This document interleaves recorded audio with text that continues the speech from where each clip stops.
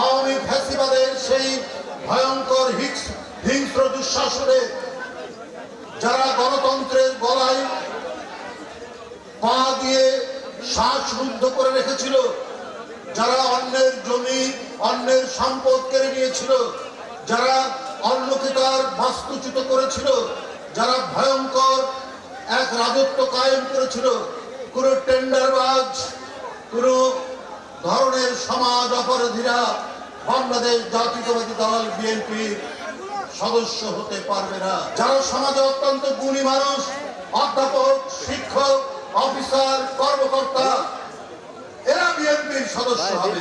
কোন গুন্ডা, পান্ডা, সন্ত্রাসী, দখলদার, চাঁদাবাজ বিএনপির সদস্য হতে পারবে না। কারণ এই দেশটাকে 30 লক্ষ মানুষের এই দেশ, 2 লক্ষ মা বোন নির্যাতিত হয়েছে, তাদের ত্যাগের বিনিময়ে এই দেশকে খুবলে খুবলে খেয়েছে শেখ হাসিনার মতো শকুনিরা। এই শকুনিদের হাত থেকে আমরা জুলাই আগস্টের গণ অভ্যুত্থানে প্রবল স্রোতে তাকে পরাজিত করে তার পতন ঘটিয়ে সে দেশ থেকে পালিয়ে যেতে বাধ্য হয়।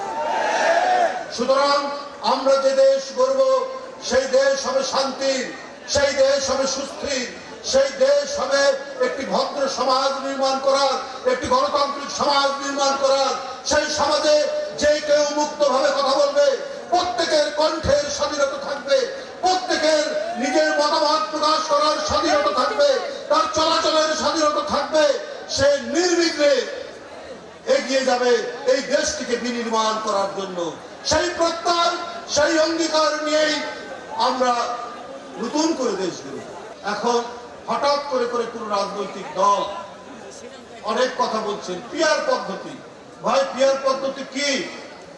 কোন জনগণ বলতে পারবে এটা কি নারকেল তেলের মতো মাথায় কি মাখে, না সাবানের মতো শরীরে দেয়?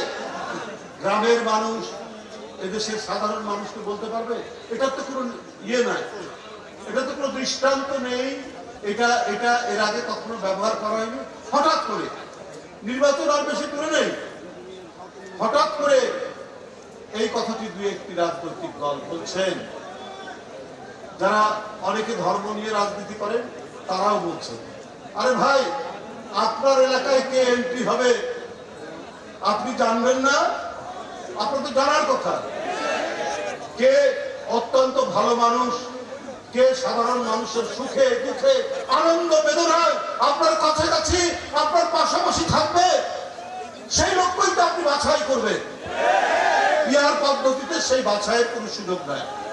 আজকে পিয়ার পদ্ধতির কথা বলেন যারা, আজকে সংস্কারের কথা যারা বলেন, আমি তাদেরকে বলি, ভাই, আপনারা তো অনেকেই ধর্ম নিয়ে রাজনীতি করেন। তো আজকে গাজায় যারা ইসরায়েলের বিরুদ্ধে লড়াই করছে, সংগ্রাম করছে এবং কচু কাটা করছে ফিলিস্তিনি শিশুদেরকে, বাচ্চাদেরকে, ফিলিস্তিনি মানুষকে, ওইখানে জানেন সেখানে দুর্ভিক্ষ চলছে, প্যালেস্টাইনে দুর্ভিক্ষ চলছে।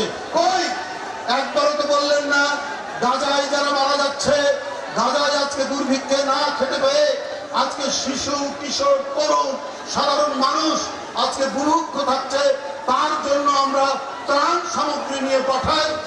একবারও তো সেই কথা বললেন না। আপনারা বলছেন সংস্কার না হলে নির্বাচনে যাবেন। বিএনপি তো সংস্কারের কথা কখনো নিষেধ করেনি, না বলেনি। প্রতিটি সংস্কারের বৈঠকে বিএনপি উপস্থিত থেকেছে, বলেছে যে প্রয়োজনীয় যে সংস্কার, সেই সংস্কার করে নির্বাচনে যাব। তবে নির্বাচন যেন প্রলম্বিত না হয়, নির্বাচন যাতে দীর্ঘায়িত না হয়, এই কথা বারবার বলে এসছে।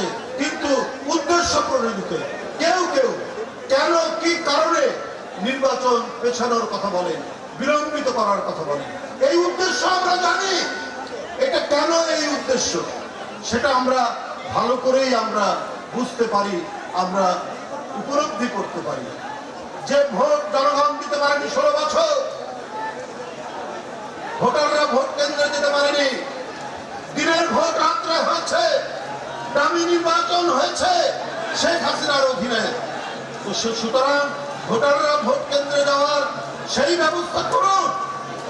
প্রতিটি রাজনৈতিক দল যারা আন্দোলনে ছিলেন তারা যেন সেই ব্যবস্থাটা করতে পারেন, সেই কাজ আমাদের করতে হবে।